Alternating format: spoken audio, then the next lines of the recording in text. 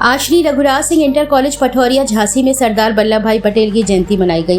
प्रारंभ में स्कूल अध्यक्षा श्रीमती विजय लक्ष्मी ने सरदार वल्लभ भाई पटेल की फोटो पर माल्यार्पण किया। इस अवसर पर प्रधानाचार्य श्रीमती शैलजा सिंह ने छात्र छात्राओं को संबोधित करते हुए कहा कि सरदार पटेल ने आजाद भारत में 600 से अधिक रियासतों को हिंदुस्तान में विलय कराकर अपना महत्वपूर्ण योगदान दिया।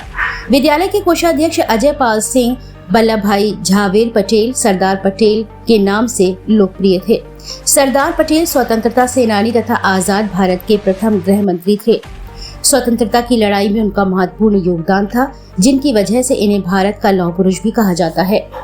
कार्यक्रम में मुख्य रूप से ज्ञान प्रकाश दुबे, भोले शंकर, शशि प्रभा शिवहरे, अंजलि पटेरिया, सोनम सारस्वत, नूरी बानो, आरती शर्मा, निशा रावत, ज्योति सक्सेना, तनु जाटव, कविता प्रजापति, शीतल वर्मा, शुभांगी वर्मा, रंजना गौतम, मोहित शर्मा, आयुषी, कुमारी वर्षा, अजय पटेरिया, जितेंद्र यादव, राजीव कुमार, सुबोध प्रजापति, राजकुमार विश्वकर्मा, अखिलेश, शिवम हरि, अंकित पटेल, आनंद अवस्थी आदि प्रमुख रूप से उपस्थित रहे। सभा का संचालन व आभार प्रिंस विदुआ ने व्यक्त किया।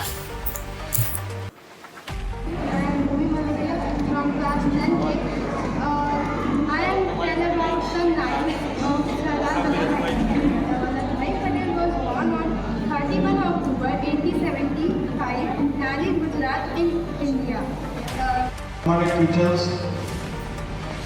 और बच्चे, आज हम सरदार पटेल का जन्मदिन का जन्मदिन उनकी जयंती मनाने के लिए सब बैठे हुए हैं। हम लोग देश की आज़ादी में योगदान करने वाले लोगों को याद करते हैं। अगर इनको हम याद करना तो बंद कर देंगे तो धीरे से आप इनको भूल भी जाएंगे। देश की आज़ादी में इन लोगों ने योगदान दिया, ये बहुत जरूरी होता है। सरदार पटेल नेता थे, वकील थे। देश की आज़ादी में महात्मा गांधी नेहरू के साथ बराबर का सहयोग उन्होंने किया। एक किसान आंदोलन गुजरात के बारडोली में उन्होंने चलाया। उस आंदोलन के कारण इनको सरदार की उपाधि मिली। इनको लौह पुरुष कहा जाता है, दृढ़ इच्छा शक्ति के कारण। एक उनके बारे में प्रसंग है कि जब एक बार कोर्ट में वो किसी अपने क्लाइंट के लिए जरह कर रहे थे, तो उनके पास एक तार आया। तार उन्होंने पढ़ा और जेब में रख लिया, अपनी बहस पूरी की। उस तार में खबर आई थी कि उनकी पत्नी का देहांत हो गया, लेकिन उन्होंने बिना विचलित हुए जो अपना काम कर रहे थे वो काम पूरा किया।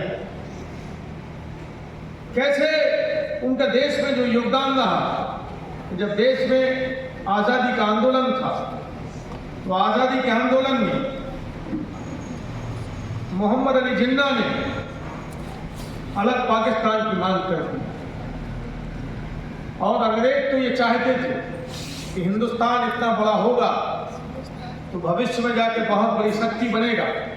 इसलिए ये अंग्रेजों ने बीज बोया कि देश दो टुकड़े हो जाए। इसके संबंध में जब लॉर्ड माउंटबेटन जो हिंदुस्तान की अंग्रेज सरकार के आखिरी वायसराय थे, गवर्नर जनरल थे, उनके यहाँ मीटिंग हुई तो सरदार पटेल, जिन्ना, जवाहरलाल नेहरू इत्यादि लोग थे। महात्मा गांधी उस मीटिंग में भी नहीं थे। और उस मीटिंग में ये तय हो गया कि हिंदुस्तान के दो टुकड़े होंगे। हिंदुस्तान का विभाजन हुआ तो इस विभाजन करने के लिए जो तय कि कैसे हम इनको दो भागों में बांट दें। आप और हम देखते हैं अमूमन जो दो भाई तीन भाई एक साथ रहते हैं और उनमें जब झगड़ा होने लगता है, दो हिस्से कर लेते हैं मकान के, तो कोई भी एक तरीका बीच में नाप की दीवार बना देते हैं, दो हिस्से हो गए। तो इस हिंदुस्तान और पाकिस्तान को बांटने के लिए एक अंग्रेज आए, उनका नाम था रेड क्लिफ। क्या नाम था? और उन्होंने कुछ नहीं देखा, हिंदुस्तान के नक्शे को रखा और एक लाइन फेरते चले गए कि ये हिंदुस्तान होगा, ये पाकिस्तान होगा। वो लाइन कहलाती है रेड क्लिफ लाइन। ऐसे हिंदुस्तान और पाकिस्तान अलग अलग हो गए। जब देश आजाद हुआ तो दंगे हुए, हिंदुओं ने मुसलमानों को मारा, मुसलमानों ने हिंदुओं को मारा। समझते कि इस वर्तमान आधुनिक हिंदुस्तान में इतना बड़ा कत्लेआम कभी नहीं हुआ हो। लाखों लोग मर गए, लाखों लोग मरे, विस्थापित हो गए। हिंदुस्तान से मुसलमान चला गया पाकिस्तान, और पाकिस्तान में रहने वाला हिंदू हिंदुस्तान। मुझे एक उपन्यास का प्रसंग याद आता है, गुरुदत्त का लिखा उपन्यास है बड़ा। उपन्यास में शुरू यहीं से होता है कि सब लोग बहुत दूर सुदूर अब पाकिस्तान में बैठे हैं लोग हिंदू, और न्यूज़ सुन रहे हैं रेडियो पे, और उस पर बाहर आता है कि हिंदुस्तान के 2 टुकड़े होंगे, तो लोग गालियां देने लगते हैं नेताओं को। जिन्होंने 2 टुकड़े कर दिए उन्होंने उस आदमियों को नहीं सोचा जिनका पुश्तैनी जहां से लोग रहते थे, पुरखे 10 पीढ़ी से, उनका क्या होगा, वो कहां छोड़ के जाएंगे। वो हुआ विभाजन, लोगों को भागना पड़ा, बहुत बड़ा दंश झेला। जानी कितनी किताबें हैं, आप उसको तो नहीं जानते, लेकिन अभी आप पिक्चर देखते हैं गदर 1 और गदर 2, तब उसमें देखते हो विभाजन में कैसे लोग मारे। तो देश बट गया, लेकिन देश जब बटा तो छोटे छोटे राजा थे हिंदुस्तान, तो अंग्रेजों ने कह दिया कि राजा चाहे तो हिंदुस्तान में रहें, राजा चाहे पाकिस्तान में जाएं, और वो चाहे तो स्वतंत्र रहें, कहीं ना जाएं।